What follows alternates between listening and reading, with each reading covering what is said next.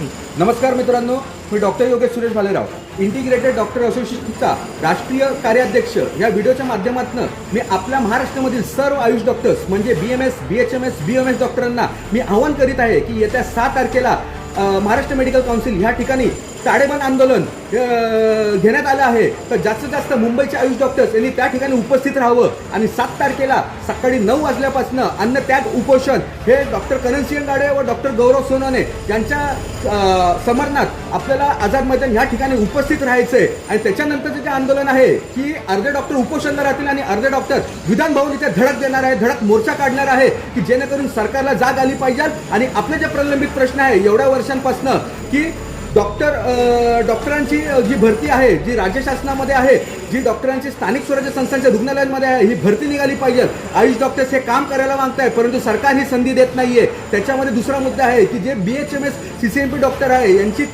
तात्काळ नोंदणी ही MMC मध्ये झाली पाहिजे. आपला तिसरा मुद्दा आहे की जे आयुष डॉक्टरांचे मेडिकल फिटनेस सर्टिफिकेट आहे त्यांना एक समानतेचा दर्जा देऊन सर्व शासकीय कार्यालयांमध्ये, सर्व ऑफिसर्समध्ये, कॉर्पोरेट ऑफिसर्समध्ये याला मान्यता भेटली पाहिजे. आपला चौथा मुद्दा आहे की आयुष मंत्रालय हे आपल्या महाराष्ट्र राज्यामध्ये स्थापन झालं पाहिजे. आणि 5वा मुद्दा म्हणजे जो सर्वात महत्त्वाचा मुद्दा आहे डॉक्टरांच्या सुरक्षेसाठी. आज आपण बघू शकतात की आयुष डॉक्टरांवरतीच म्हणा किंवा MBBS डॉक्टरवर म्हणा आज किती प्रकारचे हल्ले होतात, किती शिवीगाळ होतात, किती गलिच्छ भाषा त्यांच्यासाठी वापरली जाते. परंतु त्यांचा प्रतिनिधित्व करण्यासाठी त्या विधान परिषदेमध्ये थेट आवाज कोणता नाहीये. म्हणून तो थेट आवाज बनण्यासाठी शासनानं डॉक्टर मतदारसंघ हा स्थापन करण्यात यावं जेणेकरून डॉक्टर त्यांचे मुद्दे स्वतः त्यांच्या लोकप्रतिनिधीच्या मार्फत हे सोडवतील आणि डॉक्टरांना हे न्याय मिळवून देतील.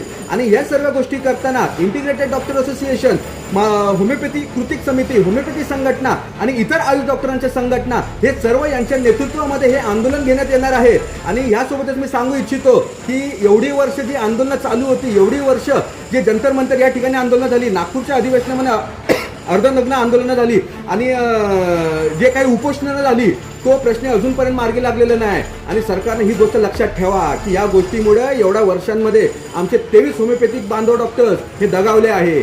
तर सरकारने ही गोष्टी जर मागण्या मान्य केल्या तर ही खरी श्रद्धांजली आमच्या 23 होमिओपॅथिक डॉक्टरांना असेल. आणि जर सरकारने मागण्या मान्य केल्या नाही तर शेवटपर्यंत आम्ही रस्त्यावर झोपू, आम्ही रेल्वे स्टेशनवर झोपू, आम्ही आझाद मैदान या ठिकाणी मुक्काम ठोकू. परंतु आम्ही आमची माघार घेणार नाही जोपर्यंत आमच्या मागण्या पूर्ण होत नाही, आमच्या आयुष डॉक्टरांच्या मागण्या पूर्ण होत नाही. आज इंटिग्रेटेड डॉक्टर असोसिएशन, होमिओपॅथी कृती संघटना, होमिओपॅथी कृती संघटना, होमिओपॅथिक डॉक्टरांची संघटना, आयुष डॉक्टरांची संघटना हे पूर्णपणे मजबूतपणे आणि भक्कमपणे हे आमच्या आयुष डॉक्टरांच्या मागं आहे. आणि आम्ही जोपर्यंत या गोष्टी मान्य होणार नाही तोपर्यंत आम्ही आझाद मैदानमधून हलणार नाही हे शासनाने लक्षात ठेवावं. आणि यावरती कशा प्रकारे आपल्याला कायदेशीर कारवाई करता येईल, डॉक्टरांना, होमिओपॅथिक डॉक्टरांना कसं त्यांना हक्क मिळवून देता येईल, आयुष डॉक्टरांना त्यांचा हक्क कसे मिळवून देता येईल याकडे लक्ष केंद्रित करावे.